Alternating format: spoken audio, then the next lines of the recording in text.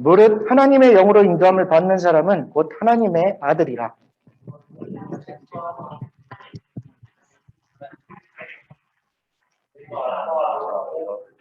다 같이 읽겠습니다. 성령이 친히 우리의 영과 더불어 우리가 하나님의 자녀인 것을 증언하시나니. 아멘. 청년들이 갖고 있는 열정과 순수한 마음, 그리고 주께 대한 정말 고백, 이런 것들을 오늘 제가 느꼈습니다. 참 좋습니다. 오늘 하나님 아버지의 마음에 대해서 제가 조금 더 우리 서울대 관악 캠퍼스 좀 더 나누고 싶은데요.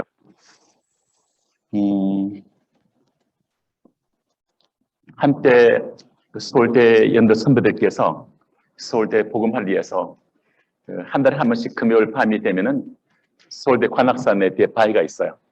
그러면 그 바위가 기어 올라가서 거기서 밤을 새면서 서울대 내다보고 기도했던 무리들이 있었습니다. 그래서 그 바위를 제가 채플 바위라 불렀는데 아마 우리 양근사님 아실 것 같고 분위기를, 그때 역사가.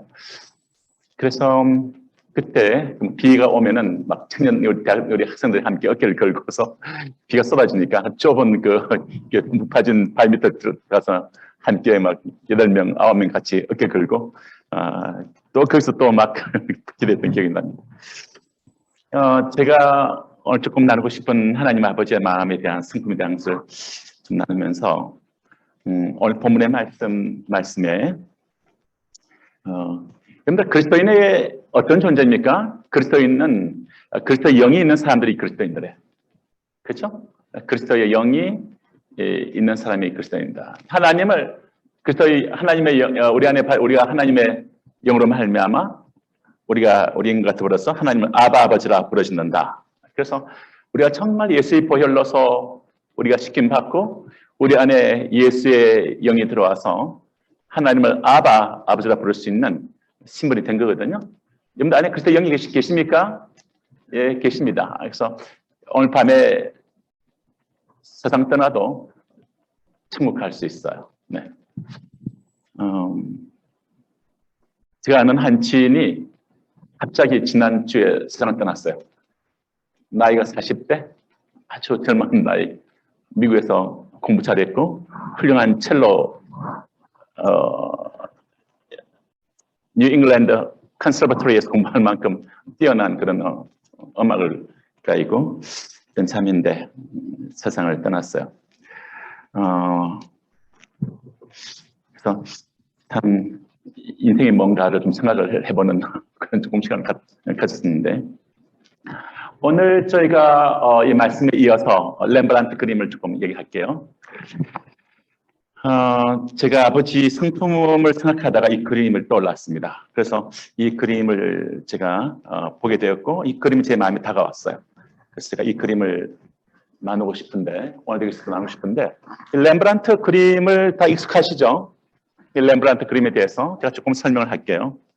이 자주색 이 이야기는 누가복음 15장 20절 성경에 기반한 것인데 이에 일어나서 아버지께로 돌아가니라. 아직도 상거가 먼데 아버지가 저를 보고 천역에서 달려와서 목을 안고 입을 맞추니 라는 누가복음 15장 20절의 이야기.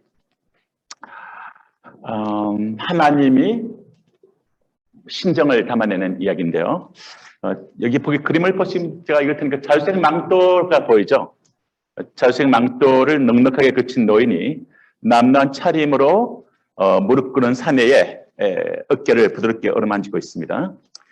두 사람 사이에는 그런 핏줄의 온기, 또 붉은 망토의 온화한 톤, 렘브란트 사내의 그옷에 반사되는 황금빛, 사내의 어깨를 감싸진 노인의 두 손. 렘브란트가 누가복음 15장에 나오는 탕자 이야기를 신앙의 물감으로 고스란히 화폭에 옮겼습니다. 집을 나가서 재산을 탕진한 뒤 모든 것을 뉘우치며 거짓걸로 돌아온 아들을 말없이 어루만져주며 눈을 지그시 감은 아버지. 이 그림이 쏟아내는 은혜와 묵상을 정말 우리가 이렇게 느낄 수 있고요. 17세기 이 그림을 그린 네덜란드 거장 하르먼스 판 레인 렘브란트는 1606년에서 1669년까지 63세 세상을 떠났는데 돌아온 탕자란 그림입니다. 63세 세상을 떠났던 해의 마지막 작품이었고요. 하지만 이 그림은 렘브란트 유작이라는 의미를 넘어서 더 깊은 뜻인 내력과 깨달음을 품고 있다고 합니다. 1659년부터 10년 동안 이 작품을 그렸어요. 결국에 미완성인 채로 세상을 떠났습니다. 돌아온 탕자는 겉으로는 하나님 세계에 대한 언유이지만 실제로는 렘브란트 자신의 삶에 대한 해안 어린 컴패션, 고백이 담겨 있습니다. 렘브란트는 유독한 재본업자 아들로 태어나서 잘 배웠고 20대 중후반에 유럽에서 명성차지한 화가가 되기 시작했습니다.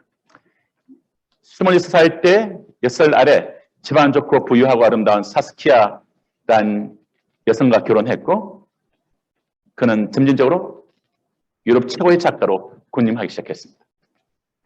하지만 부와 성공 뒤로 절망과 고독으로 점철된 인생을 살았고 렘브란트는 두 아들과 딸을 생후 얼마 안 돼서 잃었고 셋째 아들 티투스는 다행히 살아남았지만 결국은 아버지보다 먼저 세상을 떠났어요. 아내 사스키아는 사망 길드의 유산을 렘브란트와 티투스 아들에게 반반씩 유산으로 남기고 30살의 병으로 떠났습니다. 렘브란트는 몇 차례 파산하다가 1658년 마지막 파산을 했습니다. 돈 관리에 실패하고 씀씀이가 컸기에 살던 집에서 쫓겨나고 아내인 몇 자리까지 팔아야 하는 그렇게 엄청난 상실과 쓰라린 아픔을 겪은 뒤에 만년에 그린 것이 돌아온 탕자입니다. 그래서 정말 아내의 못자리까지 팔아서 빚을 갚아야 되는 그런 바닥을 치는 인생 가운데서 그는 1859년부터 10년 동안 이 그림을 그리고 미완성인 채로 그림을 남겨놓고 세상을 떠났어요. 이 작품에 대해서 조금 더 생각해 봅시다. 이 작품에서 렘브란트가 위대한 것이 뭡니까?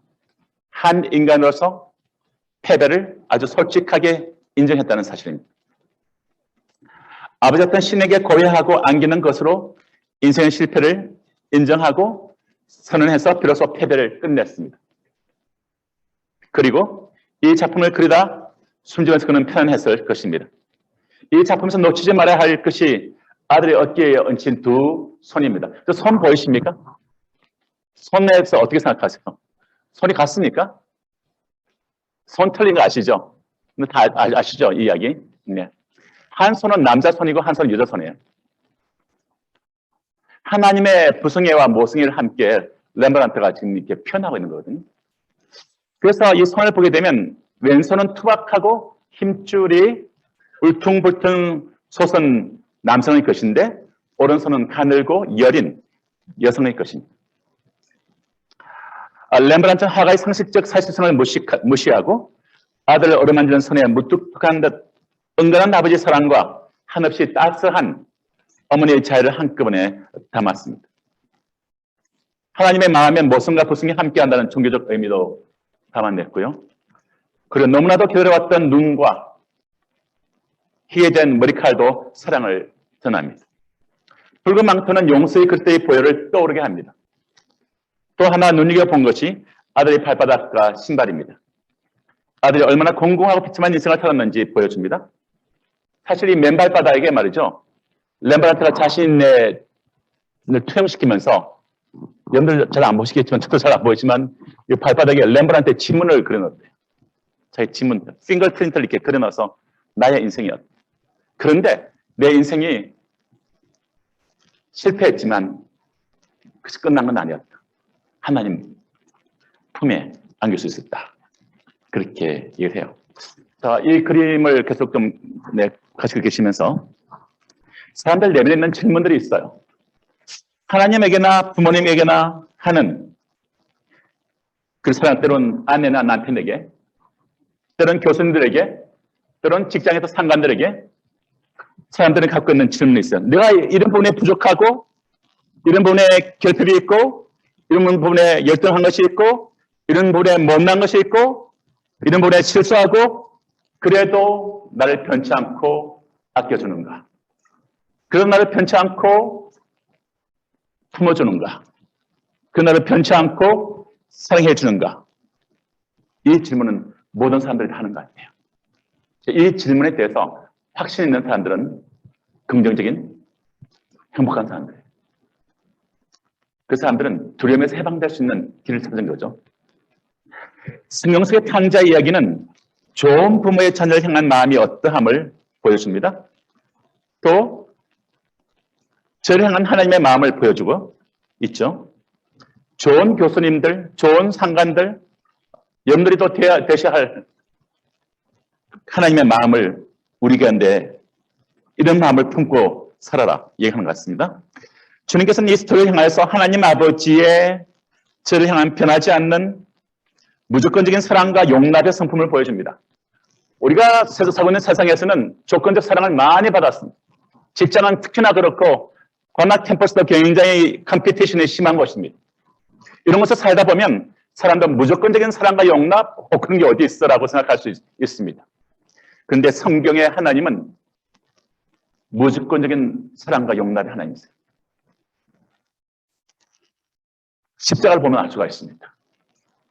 그리고 그러면 우리가 뭐 잘못하는데 하나님이 가만히 있어? 야단치시던데? 책망하시던데? 어떤 사람들 정죄하던데? 그런데 정죄를 하지 않습니다. 정죄는 없어요. 종이라면 정죄받습니다. 자식은 정죄받지 않습니다. 그래서 로마서 8장은 결코 정죄함이 없다고 그랬습니다. 예수로 인해서 거듭난 사람들은 정죄함 없습니다. 정죄함이 있습니까? 없습니까? 선포할까요? 결코 내 인생에 정죄함이 없나니. 사탄은 정죄하고 싶어요. 굉장히 정죄하려고 그러고 사람을 움츠리게 만들고 위축시키고 하나님께로부터 멀어지게 만들려고 하고 하나님께 가까이 가는 것이 무섭고 두렵고 그렇게 하는 것이 사탄이 제일 좋아하는 거죠.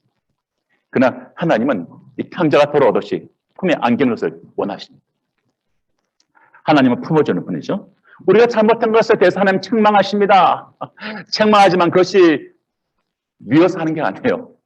성경은 자식마다 정말 부모 사랑하기 때문에 때로 책망한다고 말했어요. 하나님 아빠도 우리를 사랑하기 때문에 잘못된 길로 가고 있을 때 그냥 무조건 방치하는 방임형 하나님이 아니세요. 책망하시고 돌이키게 하시고 우리를 품으시는 분이죠. 그러나 근본적으로 하나님은 선포합시다. 하나님은 무조건적으로 나를 사랑하시고 용납하신다. Unconditional love and acceptance. 이게 하나님의 사랑을 구해서 그렇게 반복해서 말하는 헤세드의 사랑입니다. 헤세드라는 그 히브리어 단어 안에는 이것이 담겨 있어요.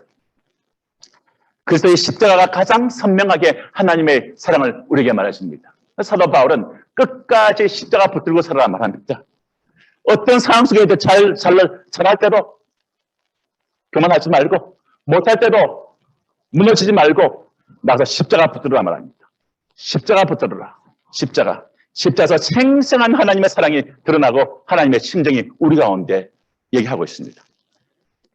그 사랑을 하나님 사랑을 의심하고 받아들이지 않는 것, 주님께 돌아서지 않는 그것이 곧 하나님 아버지를 불신하는 것이 죄입니다. 하나님이 심정을 행해서 관역을 맞추고 나가는 것이 그것이 하나님께서 원하는 마음이에요. 하나님 그렇지 않을 거야.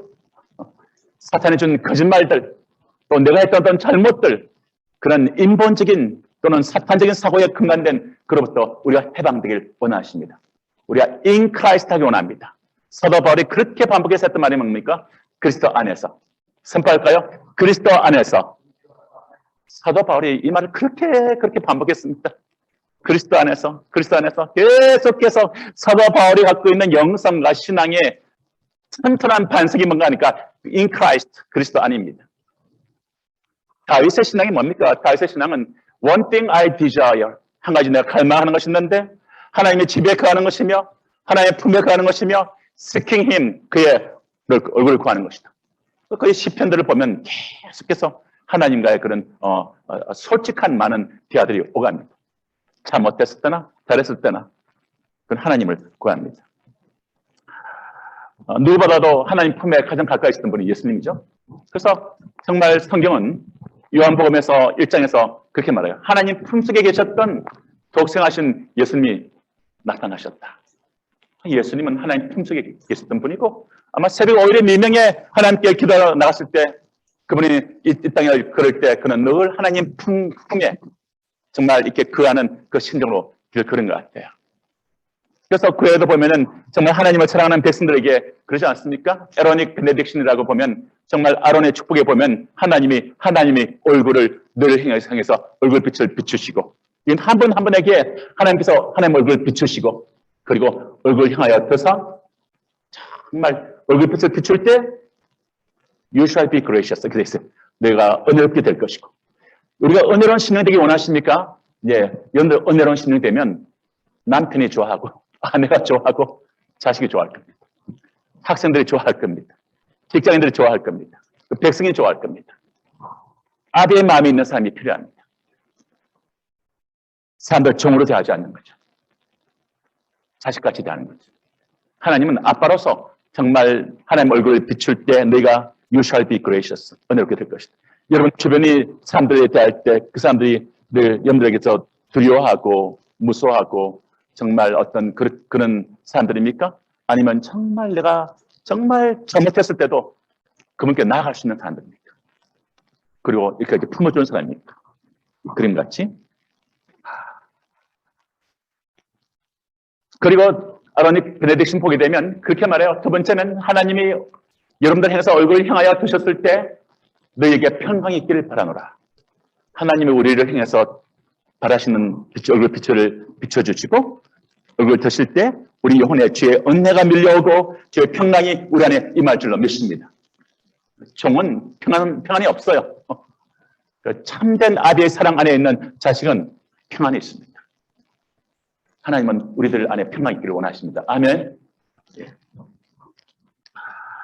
여러분들과 조금 더 나누고 싶은 글이 있는데 이여령 씨 집을 제가 평창동을 가보니까 이여령 씨 집이 있더라고요. 아주 그 집을 굉장히 이렇게 아름답게 어젯밤에 제가 어떤 서울대 89학번 건축가 출신의 어떤 아는 지인이랑 통화를 하는데 이여령 씨 집에 그 관계된 어떤 뭐 일들을 좀 했다는 얘기를 하더라고요. 이여령 씨 집을 평창동 가면 아주 이쁘게 짓고 그 뭐 아트와 아키텍처와 뭐 랜드스케이프이 함께 어우러진 미술과 건축과 이 조경이 함께 어우러진 아름다운 집을 있는 것을 봤습니다. 이여령 씨가 뛰어난 문인이시죠. 한국 최고의 지성인이라 말합니다. 이분에 대한 이야기가 있습니다. 이여령 씨의 딸 이야기를 아십니까? 이민아 목사님 이야기. 아마 아시는 분들 몇 분 계신 것 같아요. 그죠? 타계한 이여령 전 문화부 장관의 딸 이민아 목사 2012년에 세상을 떠났어요. 저서 땅끝의 아이들이라는 책이 출간됐어요. 2022년도 올해 3월 15일 날 땅끝의 아이들은 이혼과 이민아 씨 목사님 이혼과 암투병 둘째 아이의 자폐 본인의 실명의 위기 그리고 큰 아들의 죽음 이르기까지 감당하기 힘든 숱한 시련을 겪으면서도 하나님이 준 소명을 위해서 믿음으로 이겨낸 이야기를 담은 일종의 간증집인데 이어령 목사는 이민아 목사는 이어령과 강인숙 건국대 명예교수의 맏딸로 태어나서 이화여대 영어영문학과를 조기에 3년 반 만에 졸업하고 결혼과 함께 미국으로 이민을 떠났습니다. 이후 헤이스팅스 로스쿨에서 학위 및 변호사 자격을 취득하고 캘리포니아주 검사로 임용돼서 1989년부터 2002년까지 일했습니다. 2009년도에 목사 안수를 받았어요. 미국과 아프리카, 남미, 중국 등지를 돌면서 마약과 술에 빠진 청소년 구제 활동에 전념했습니다. 책에서 그는 틀어놓기를 이 글이 굉장히 이여령 씨를 굉장히 마음 아프게 한 이야기예요. 이여령 씨가 지금 그 다음에 오늘 이 글을 읽고 굉장히 많은 눈물을 흘렸다고 합니다. 그리고 거기에다 시도 썼어요. 이여령 씨가. 제가 그 글을 제가 읽겠습니다. 이민아 목사가 쓴 글이에요. 아버지 이여령 씨는 굉장히 저를 사랑하셨지만 스킨십이나 안아주거나 하는 것이 전혀 없는 유교 가정에서 자란 분이시고 점잖은 분이시니까 사랑 표현을 잘 하지 못하셨어요. 아버지가 큰 팔로 저를 꼭 안아주시면 그 따뜻한 품 안에 안겨서 그 따뜻한 품 안에 안기고 싶은 그 욕구가 제 안에 항상 있었던 것 같아요. 그런데 그 욕구가 채워지지 않아서 어렸을 때 제가 몇 번이나 아버지 품에 안기려고 시도를 했던 것 같아요. 안아달라고 아버지한테 몇 번 엉겼던 것 같은데 아버지는 그것이 익숙하지 않은 데다가 유교적인 가정에서 글을 써야 하는데 아이가 귀찮게 하니까 자기도 모르게 몇 번이나 늦춰냈던 것 같아요. 제게는 그것이 평생 동안 저를 공격하는 상처가 되었다는 것을 나중에 깨달았어요. 이현영 씨는 또 말합니다. 이 아이들은 하나님이 우리에게 맡긴 아이들이거든요. 우리 준 자녀들, 우리에게 맡긴 어떤 학생들, 우리에게 맡겨진 어떤 사람들. 그러니까 우리들이 부모님들이 먼저 하나님 앞에 껴지면서 성령 받아서 하나님 아버지의 마음을, 하나님의 사랑을 아이들에게 전해줘야 되는 첫 번째 의무가 부모들에게 있다고 생각해요. 우리가 그렇게 하지 못했기 때문에 아이들이 너무나 많이 망가지고 깨어지고 그래서 아주 산산조각이 난 아이들 많이 만났어요. 좋은 아버지 밑에서 자랐는데, 사랑하는 아버지 밑에서 자랐는데 표현하지 않는 아버지, 사랑을 표현하지 않는 아버지, 그래서 상처받은 내면에 깨어진 사람들 중에 하나로 제가 그 사람이었듯이 이렇게 글이 끝나요. 이 글이 굉장히 여령 씨의 가슴을 아프게 했어요. 따라 이 고백이 아버지 여령 씨의 마음에 평생 상처로 남았다. 최근 출간된 여령 씨의 유고 시집 헌팅턴 비치에 가면 내가 있을까? 헌팅턴 비치 아시죠? 우리 남 교수님 잘 아실 것 같은데 캘리포니아 쪽에 가면 헌팅턴 비치가 있거든요. 그게 헌팅턴 비치에 가면 내가 있을까? 여기에 이민아 목사가 살았죠. 암으로 먼저 간 딸을 그리는 아버지의 심정이 절절하게 담겨 있다. 헌팅턴 비치는 이민아 목사 살던 미국 캘리포니아 주의 LA 쪽에 있는 하나의 바닷가의 지명이다. 여령은 이 시집에 실린 살아있는 게 정말 미안하다. 그래서 이렇게 읊었다. 여령 씨의 글, 아무것도 해줄 수가 없다. 내가 혼자 긴 겨울밤을 그리도 아파했는데 나는 코를 골며 잤나 보다. 4살 4뼈를 나눠준 몸이라 하지만 어떻게 하나 하파의 물이 차 답답하다는데 한 호흡의 입김도 널 위해 나눠줄 수 없으니 내가 울 때 나는 웃고 있었나 보다. 아니 이제 널 위해 함께 눈물 흘려도 저 유리창에 흐르는 빗방울과 무엇이 다르랴. 내가 금간 천장을 보고 있을 때 나는 바깥 세상 그 많은 색깔들을 보고 있었구나. 금을 긋듯이 야여하는 너의 얼굴, 내려가는 체중계의 바늘을 보며 널 위해 한 봉지 양만도 못한 글을 쓴다. 힘줄이 없는 시, 정맥만 보이는 시를 오늘도 쓴다. 차라리 언어가 너의 고통을 멈추는 수면제였으면 좋겠다. 미나야, 미안하다. 정말 미안하다. 내가 혼자서 살아서 혼자 밥을 먹고 있는 것이 미안하다, 미나야. 너무 미안하다. 이민아 아버지 여령 선생과 딸 이민아 사이에 관계같이 사랑하기에 미안한 부모님들과 사랑하기에 이 땅에 상처난 자녀들이 2022년 6월을 살고 있습니다.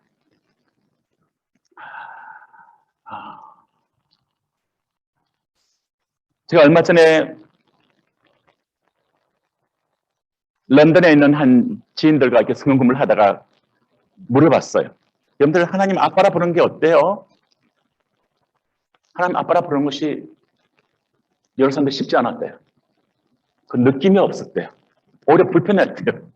하나님 아빠라 부르는 것이 육신의 아빠에 대한 기억 때문에.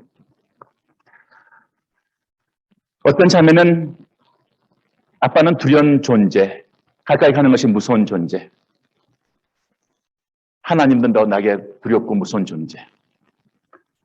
그러나 하나님의 사랑을, 하나님을 인격적으로 경험해 가면서 세월이 흘러가면서 변화를 하나님을 아빠라 부르는 것이 조금씩 쉬워졌다고 하는 이야기를 했고, 어떤 분은 육신의 아버지의 관계가 참 어려운 가운데 성장했다는 거예요. 어릴 때 예수님을 영접한 후에 하나님을 아빠라 부르는 것이 무척 어려웠다고 그럽니다. 그것이 신앙에 걸림돌이 됐죠. 아빠라 부르는 것이. 아빠라 안 부르면 안 돼, 하나님을. 그냥 하나님이라 부를게, 나는. 그래서 신앙을 통해서 하나님의 사랑을 체험하게 되고 세월이 흘러가면서 점차적으로 내면을 치유받고 하나님을 아빠라 부르는 것이 더 자연스러워졌다. 런던에 있는 한 코리안 자매가 이런 말을 하더라고요. 어떤 자매는 이렇게 말하더라고요. 하나님 하면 든든하다는 생각이 든대요.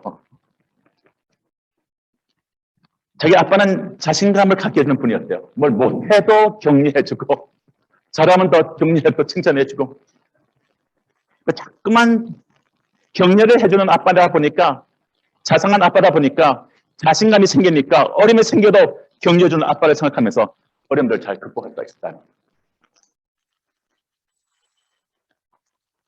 한결같이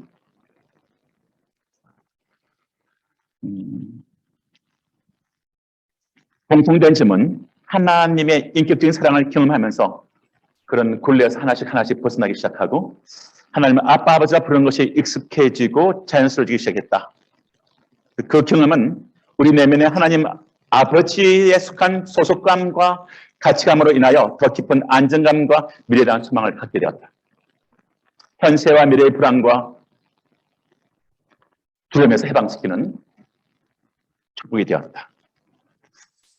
어떠세요? 육신의 아빠로부터 사랑받지 못했던 또는 사랑 표현을 받지 못했던 분 혹시 계십니까? 그리고 근데 그 아빠랑 좀 뭔가 다시 좀 열고 싶은데 아빠 세상을 떠나버렸어 이미. 그 내 마음을 표현할 수 있는 길도 없어. 어떤 사람은 그런 말 하더라고. 이 뭔가 이렇게 그 아빠에게만 그 내 안에 아픔들이 있는데 그 아빠랑 얘기하고 싶은데 아빠 세상을 떠나버렸어. 가까이 가고 싶지만 가까이 가는 게 어려운. 때로는 원망스럽고 미워하고 멀리했던 아빠가 있는 분 계십니까? 혹시 그 깨어진 관계에 대한 한 가지 해결점을 좀 제안하고 싶은데 저는 이것을 한번 미국에서 어느 한 학교에서 학생을 상담하다가 그때 하나님이 어떤 경험한 적이 있었어요. 이 학생이 자기 아버지가 상위군인 용사였고 다리 한쪽이 이렇게 없는 분이에요. 6.25 전쟁 때 경험하고 오랜 세월 동안 그냥. 근데 그 아빠가 갖고 있는 그 이렇게 아빠가 어떤 상태인지 잘 모르겠지만 이 딸이 7명인가 있어요. 근데 진짜 너무 아빠란 존재가 힘들었대요. 차가웠고 굉장히 거칠었대요. 그래서 아빠로부터 사랑받지 못했던, 사랑의 표현을 받지 못했던 상처받는 산산조각난 그런 가슴을 안고 있었던 자매였는데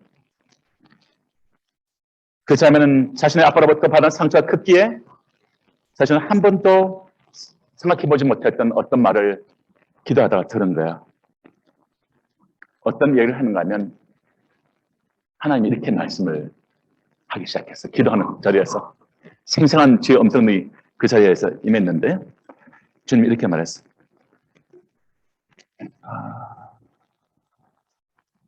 그분은 그 자신의 아빠도 아빠가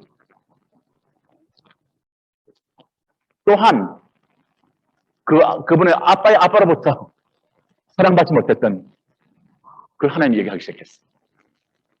우리 한국의 참 아빠의 아빠 시대 좀 어려운 시대 아닙니까? 진짜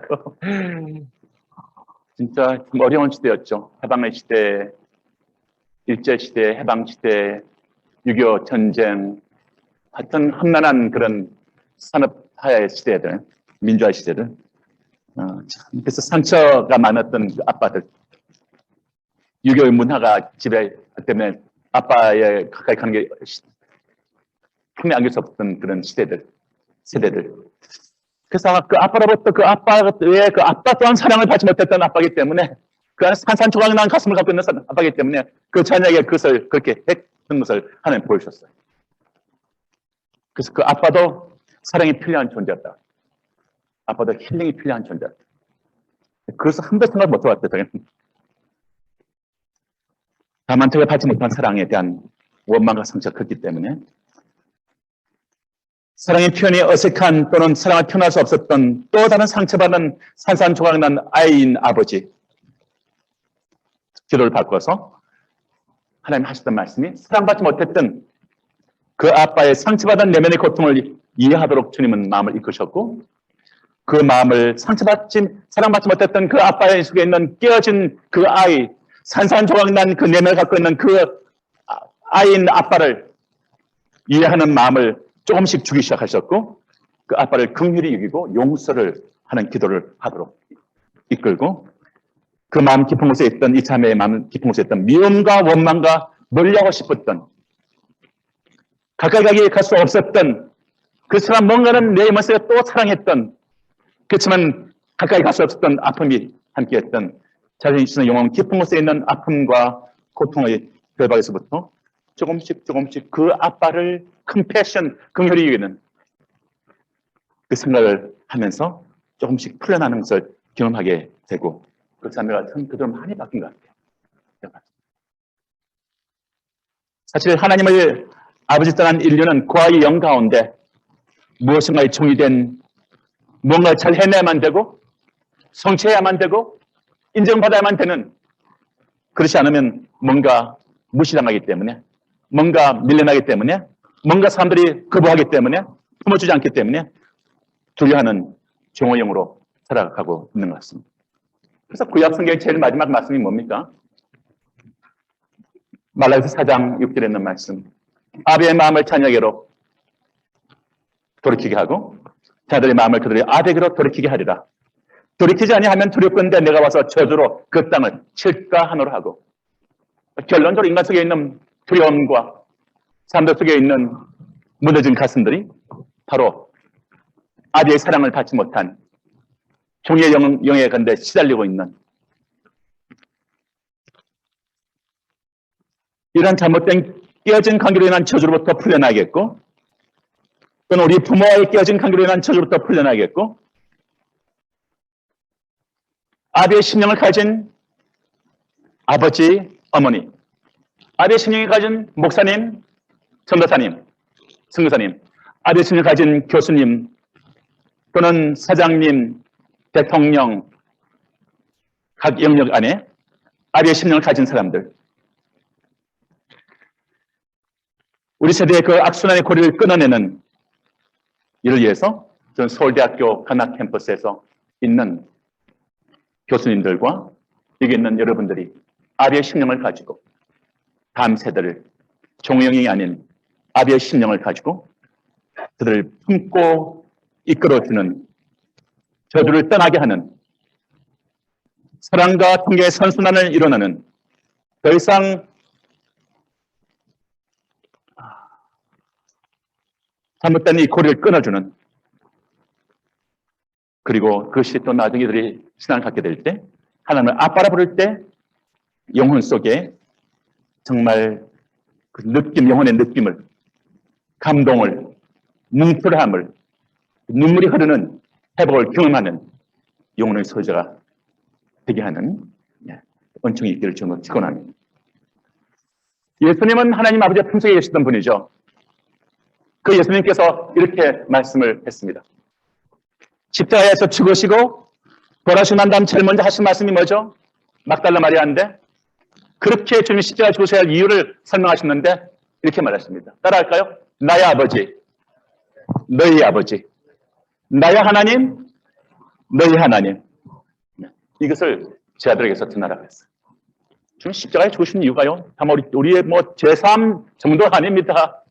제3 정도만이 아니라 우리 안에 예수의 생명을 받아들이고 예수의 영을 받아서 하나님을 아버지가 부르는 그 관계 속으로 회복시키기를 원했던 것입니다.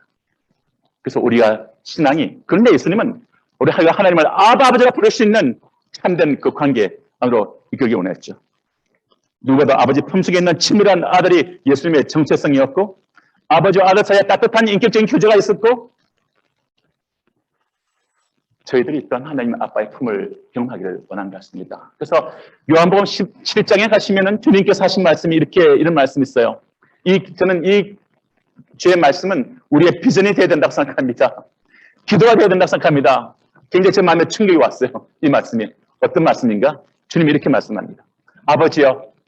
아버지께서 아들된 나 예수를 그렇게 깊이 지극히 사랑하신 것 같이 아버지께서 여기 있는 형제들 한 명 한 명을 같이 나를 사랑하던 하는 것처럼요. 같이 사랑하는 것을 저희로 알게 해주십시오.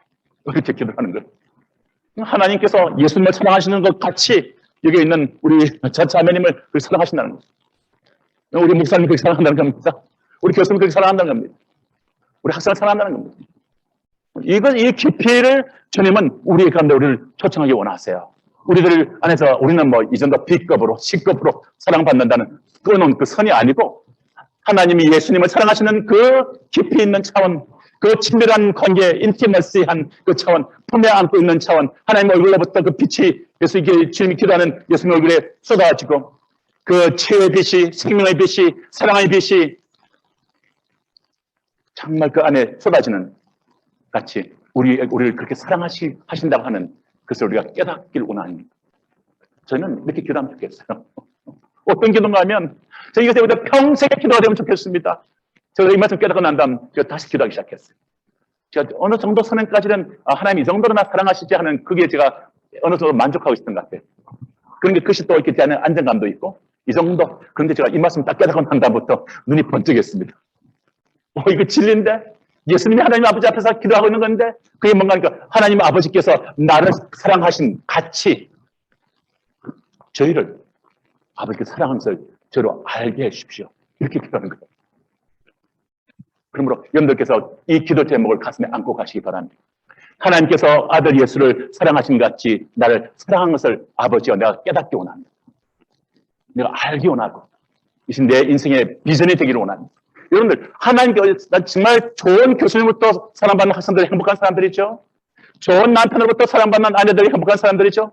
좋은 부모로부터 사랑받는 자식들 행복한 사람들이죠. 그런데 하나님 아버지께서 여러분들 깊이 있게 사랑한다는 것을 깨닫게 되면요. 그만큼 좋은 게 어디 있습니까? 근데 그 사람은 깊이로 주면 깊이 있게 들어오라는 거예요. 사랑의 깊이 뿌리를 내리라는 거예요. 깊은 사랑으로 오라는 겁니다. 뿌리 깊은 나무가 되라는 거예요. 뿌리가 옅은 나무 아니라 뿌리가 깊어야 합니다. 그래야 가지도 뻗어나고요. 그래야 열매도 풍성해집니다. 우리 하나님 사랑에 깊이 있게 뿌리 내라고 성경 우리가 한데 맨데이트로 얘기합니다. 선포합시다. 뿌리 깊은 나무가 되자. 저는 주의 사랑에 깊이 있게 뿌리 내라고 우리에게 이야기합니다. 제가 이렇게 이 선에서 정말 너희는 다시 무수하는 종영을 받지 않았어요. 양자의 영을 받았습니다. 하나님을 아버지라 부르짖는다고 했습니다. 성령이 우리 안에 계세요. 그래서 영이 친히 우리 영으로 더불어 펠로십 하면서 하나님 자녀인 것을 증거해 주십니다. 마지막으로 조금 더 나누고 싶은 게 있는데 그것이 뭔가 하면은 제가 한 말씀을 더 읽을게요. 예레미야 31장 35절 36절 말씀이에요. 하나님 아버지의 마음을 생각하다 떠오른 말씀. 성경 이렇게 말합니다. 창조주 하나님은 에서 태양이 매일 아침 떠오르게 하시며 달과 수많은 별빛들이 밤을 빛나게 하시는 분이시며 또한 바다를 휘저어서 끊임없이 파도를 치게 하시는 분이라고 말씀하세요. 이 하나님이 태양이 뜨는 한, 별이 뜨는 한, 파도가 치는 한 너를 향한 나의 사랑은 변치 않는다. 이렇게 성경 얘기를 합니다. 너는 끝까지 나의 자녀다. 이렇게 말합니다. 저는 우리가 아침에 해가 떠오르고 밤이 되면 변함없이 달빛과 별빛이 비치는 24시간 하나님은 빛으로 이 세상을 비추세요. 하나님 변함없는 사랑을 얘기하는 것 같습니다. 이만큼 사랑하다가 그만둬. 아니요. 해가 빛이 끝나면 달빛이, 별빛이 이 땅을 비칩니다. 그러면서 하나님 또 하시는 말씀이 이렇게 말합니다. 바다의 파도를 휘저으세요. 바다의 파도를 휘저어서 파도를 치게 하는 분이십니다. 파도를 끊임없이 치게 하는 분이십니다. 늘 향한 나의 마음은 파도와 같다. 포기하지 않고 밀려오는 파도를 주님은 생각해보라고 성경은 얘기하세요. 파도가 치는 한 늘 향한 나의 사랑은 변치 않는다. 이렇게 좀 파도가 끊임없이 다가오죠.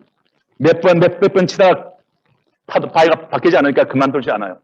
계속 파도는 밀려옵니다. 바닷가 바위에다가 부딪히고 또 부딪혀서 편을 일으킵니다. 제주도 서귀포 바닷가에 있는 거친 현무암을 기억하시나요? 끊임없이 밀려오는 파도는 단단하고 거친 돌마저 부드럽게 빚어냅니다.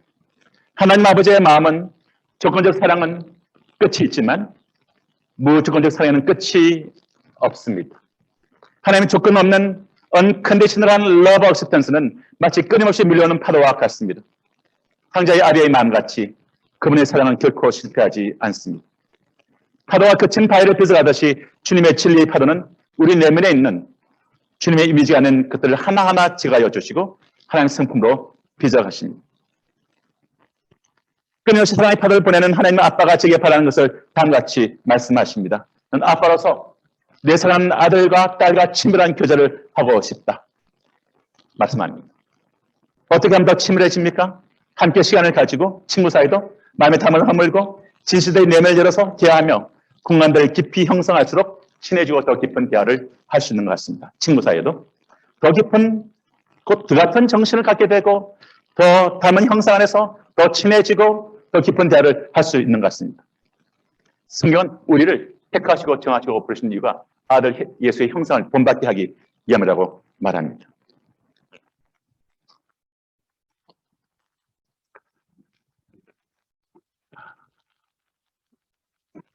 이렇게 조금